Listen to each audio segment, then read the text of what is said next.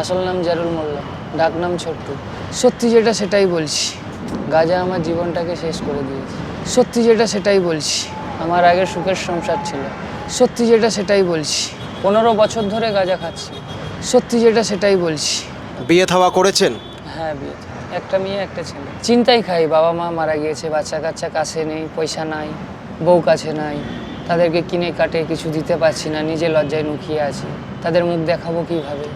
আপনি চিন্তা থেকে বাঁচার জন্য গাঁজা সেবন করছেন, প্রবলেমগুলোকে সলিউশনের আকার দেওয়ার জন্য কোনো কাজবাজ কেন করছেন না? পাচ্ছি না স্যার, কপালে পড়ছে না। কপালে কাজ থাকে না, কাজ করার ইচ্ছে থাকতে হয়।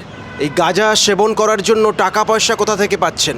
ভিক্ষে করছি স্যার। একটা অনুরোধ রাখবেন, এই ভিক্ষাবৃত্তি ছেড়ে বাড়ি চলে যান, কোনো একটা কাজ করুন, অল্প মাইনার হলেও করুন, সংসার সামলান। একটা সময় পর বউ তো অন্যের হয়ে যাবে, তখন কি আরও নেশা করবেন?